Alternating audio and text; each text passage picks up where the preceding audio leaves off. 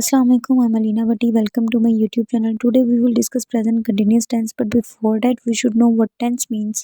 तो इसके लिए आप मेरी प्रीवियस वीडियो को जाकर देखें जिसमें मैंने टेंस और उसके टाइप्स के बारे में बताया.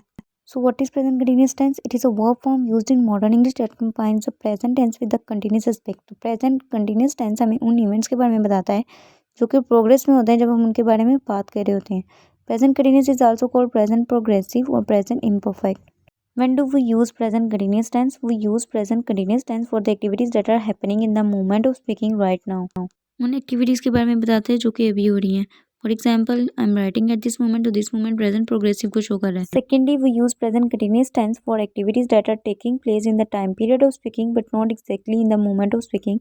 उन एक्टिविटीज़ के बारे में बताता है जो कि बिल्कुल उसी लम्हे तो नहीं लेकिन उस टाइम पीरियड में हो रही होती हैं. For example he is working on his project these days जो है वो टाइम पीरियड को शो कर रहा है, तो ये प्रेजेंट कंटिन्यूस है. Thirdly we use present progressive for confirmed activities that are plan for the future. उन एक्टिविटीज़ के बारे में बताने के लिए जो कि फ्यूचर में होनी है लेकिन उनकी प्लानिंग अभी हो गई है. For example we are having a meeting next week. Meeting तो नेक्स्ट वीक है लेकिन उसकी प्लानिंग अभी हो चुकी है, तो फिर उसकी कंफर्मेशन को बताने के लिए हम प्रेजेंट प्रोग्रेसिव यूज करेंगे. Here are some keywords for present continuous such as right now, at the moment, just now, look, listen. तो ये वर्ड्स उन एक्टिविटीज को शो करते हैं जो कि इसी टाइम पीरियड या फिर इसी मोमेंट हो रही हैं.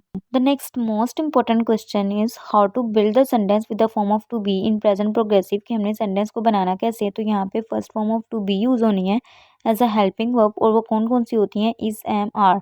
अब हम आई के साथ एम लगाते हैं, वी, यू, दे के साथ आर एंड ही, शीट के साथ इज आता है. इसी तरह सब्जेक्ट सिंगुलर है तो इज आएगा, लेकिन अगर प्लूरल है तो आर आएगा.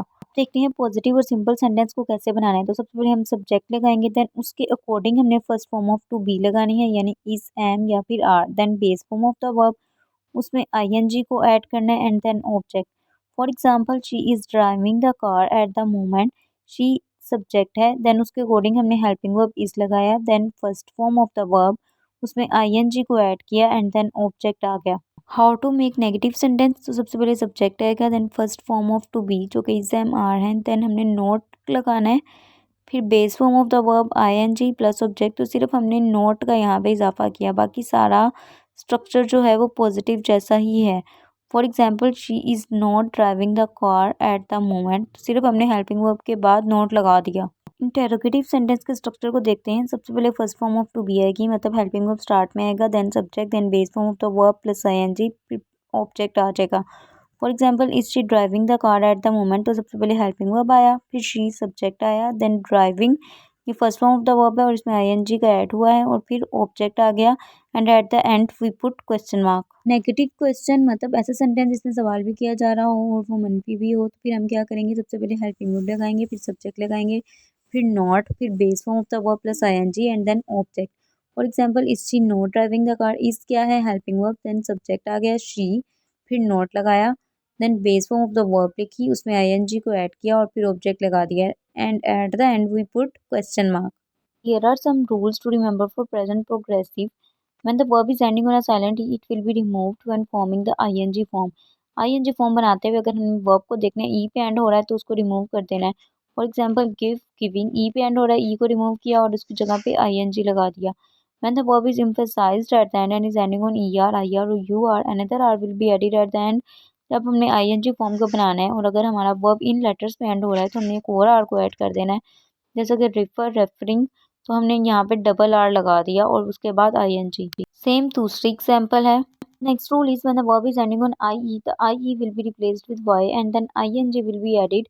अगर वर्ब हमारा आई पे एंड हो रहा है तो वो रिप्लेस हो जाएगा वाई से, फिर हम आईएनजी को ऐड कर देंगे, जैसा कि एग्जांपल में डाई, डाइंग, आई वाई से रिप्लेस हुआ, फिर आईएनजी ऐड हो गया.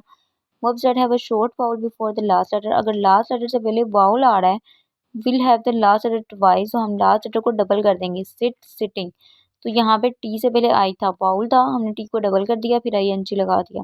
ये रूल्स आप अपनी आसानी के लिए याद रख सकते हैं और आगे कुछ एग्जांपल्स दी गई हैं जिन्हें आप देख लें. I hope you understand this tense, but if there is any kind of confusion you can ask me in the comment section. Please subscribe to my channel and stay tuned for the next videos. Okay, Allah Hafiz.